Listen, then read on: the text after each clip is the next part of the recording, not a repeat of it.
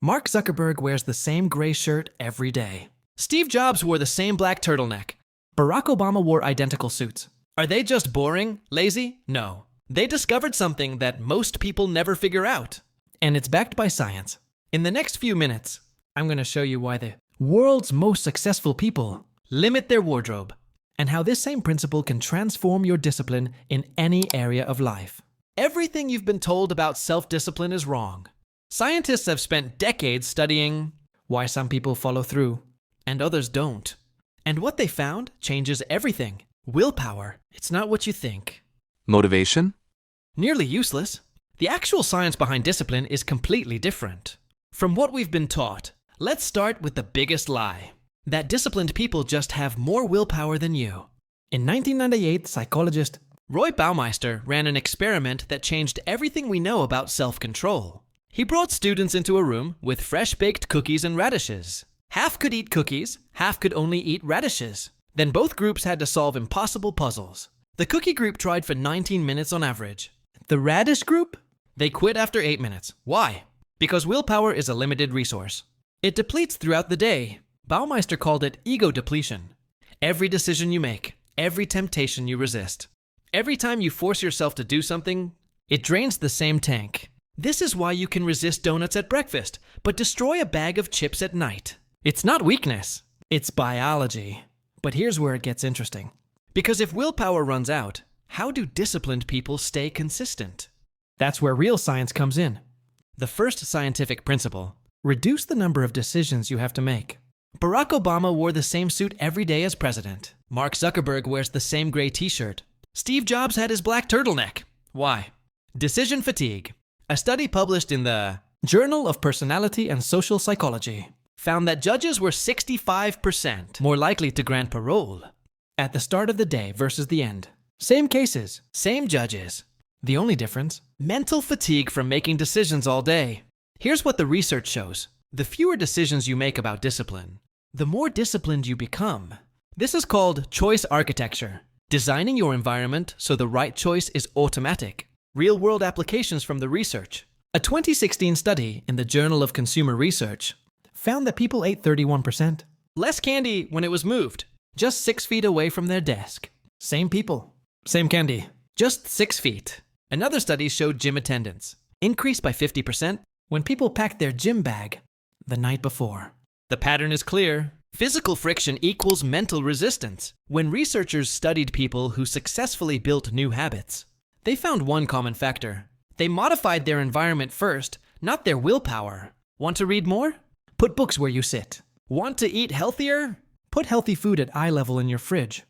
A Cornell University study found you're 3 times more likely to eat the first thing you see.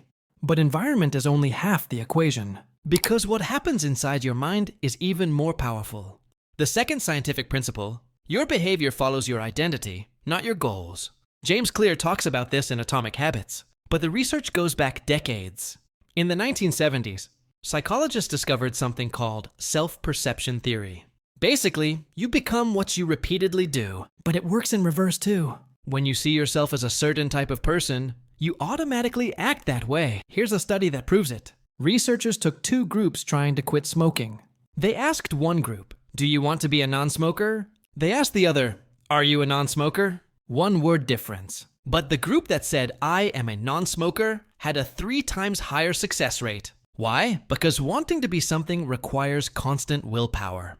Being something is just who you are. Think about the mom in Gifted Hands. The Ben Carson story. She didn't tell her sons, "I want you to read." She told them, "We are a family that reads books and learns." That's identity. The science calls this identity foreclosure. A study in the Journal of Applied Psychology tracked people building exercise habits. The ones who said, "I am an athlete," stuck with it. The ones who said, "I want to get fit," quit within weeks. Here's how you apply this. Stop setting goals like, "I want to lose 20 pounds." Instead say, "I am a healthy person." Then ask, what would a healthy person do right now? The research shows your brain hates conflict between identity and action.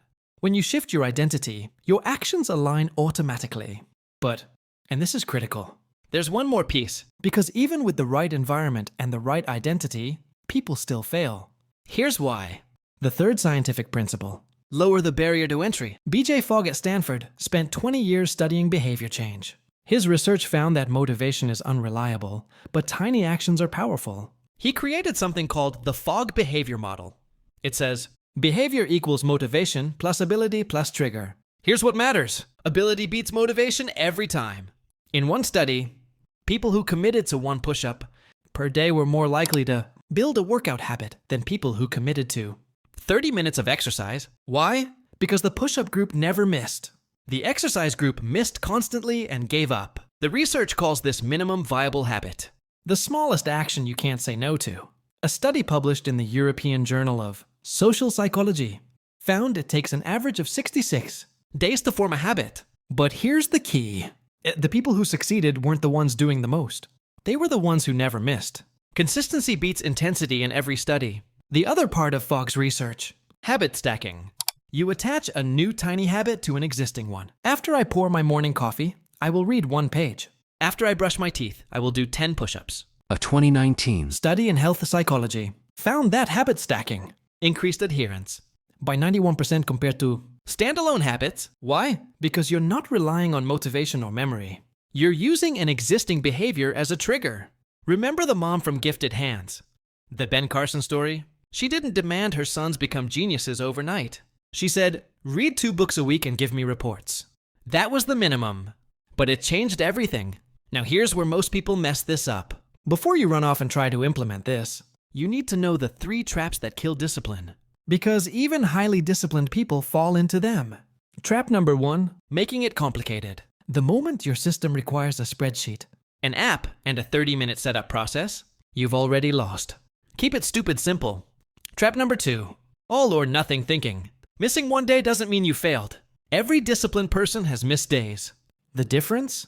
They don't let 1 missed day become 2.